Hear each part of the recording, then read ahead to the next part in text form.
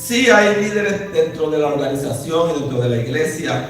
Tenemos lo que llamamos en la palabra contemporánea líderes o pastores. La Biblia lo llama pastores, ancianos, como todos nosotros trabajando aquí.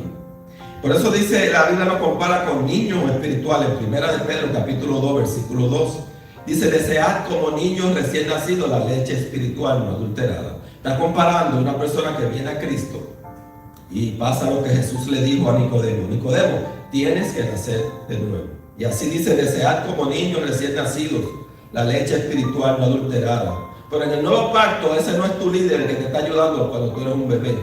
Es un servidor, un sirviente. Cuando la hija de Faraón encontró a Moisés en el canasto, en el río, y se lo llevó para su casa, lo adoptó como hijo, mandó a buscar una mujer para que tuviera cuidado del bebé. Ella era la mamá, pero otra lo cuidaba. Y gracias a Dios que buscaron a la misma madre de Moisés. Tú ves, de eso está hablando el Señor. El Señor te va a poner una persona adulta que te va a ayudar en lo que tú estás bebé. Pero tú no puedes quedarte, ese no es tu líder espiritual. Tú tienes que recibir el Espíritu Santo y ser lleno de ese líder que es el Espíritu. En 1 Corintios 3:9 dice, porque nosotros somos colaboradores de Dios y vosotros sois labranza de Dios, edificio de Dios. Está usando la figura de una construcción. ¿Tú ves? Dios es el arquitecto, Dios es el que está haciendo todo, el que está financiando todo. Y el pastor, el evangelista, el apóstol, somos trabajadores, el que limpia, el que hace esto. Usted es colaborador, no se crea que la obra es suya. Usted no es líder ahí, usted está colaborando como quien colabora en una casa. El plomero no puede decir yo soy el líder, porque sin mí la casa no tiene agua. Y el electricista dice, pues entonces se van a quedar sin luz si yo no soy líder. ¿Tú te imaginas? Y el que mezcla cemento dice, bueno, pues ustedes cuando decidan y entiendan que si yo no tiro la base no hay nada, entonces me tienen que elegir a mí de líder. Tú ves que no es, somos simplemente colaboradores. Pero eso es en cuanto a la colectividad, al grupo. En cuanto a lo personal, tenemos un líder interior. Así somos, así es la iglesia. El dueño de las ovejas es Dios.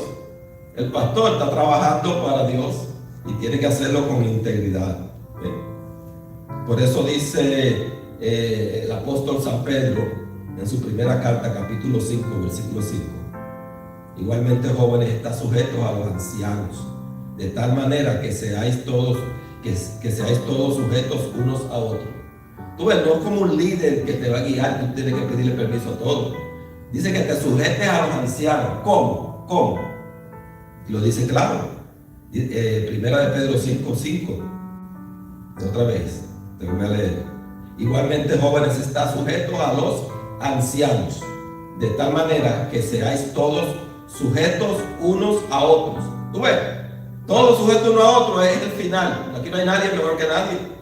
El que es joven ahí es el novato. Tú puedes tener 100 años y llegar ahora, eres un bebé en Cristo Jesús. Y sigue diciendo él, en ese mismo capítulo 5 de primera carta de Pedro, el versículo 3 dice, y no como teniendo señorío sobre las heredades del Señor. Oye, cómo es que los pastores y los adultos, los ancianos, tienen que tratar a los otros. No es enseñoreándose, no como si fueran dueños, ¿verdad? Oye, no es como se ve ahora. No es que tú tienes que pedirle permiso para ver si compra zapatos o compra sombrero al pastor. ¿De dónde? No existe eso en la Biblia, no enseñoreándose. 1 Pedro 5:3 dice, sino de tal manera que seáis ejemplos de la manada. ¿De qué forma es que los ancianos van a guiar a los otros? No es enseñoreándose, no es dictadura, es dando un ejemplo para que ellos sigan. Por eso es que el apóstol Pablo escribe a los Romanos capítulo 12, versículo 1 y usa estas palabras. Os ruego, hermanos, por la misericordia de Dios, que os presentéis. Oye, él era el apóstol, él no dijo, yo con la autoridad apostólica que Dios me ha dado, le comando. No, él no hizo eso. Él les dice, les ruego, hermanos, por la misericordia de Dios, que... No, el apóstol Pablo no se enseñoreaba de las ovejas. ¿Te estás dando cuenta? Estoy enseñando para cuando Dios te levante, tú no hagas como hace la gente por ahí. Haz como la Biblia te está enseñando. No enseñoreándose, no teniendo señorío sobre, sino habla con amor y como dando un ejemplo. Os ruego, hermanos. Él tenía la autoridad. Mira que Dios mismo tiene la autoridad para decir, yo soy Dios y se va a hacer esto así, así. ¿Y qué dice Dios? He aquí, Jesús dice, en Apocalipsis dice, he aquí estoy a la puerta y llamo. Si alguno oye mi voz y abre la puerta, yo entraré a él y cenaré con él y él conmigo. Oye, ese es el dueño de la casa. Jesús, el dueño de tu vida, de todo. Dice, he aquí yo estoy a la puerta y llamo. ¿Tú ves? Que en Cristo no hay ese liderazgo de enseñorearse, que tumba la puerta. ¿Ves cuál es la mente de Cristo? Si tú estás bajo un cristianismo de control, de manipulación, y cuidado si te va porque te pongo bajo maldición, te maldigo, eso es algo satánico, te escapa por tu vida. Ese no es el anciano según lo que describe la Biblia. Si tú no obedeces al profeta, al líder espiritual en el Antiguo Testamento, tú no eres prosperado.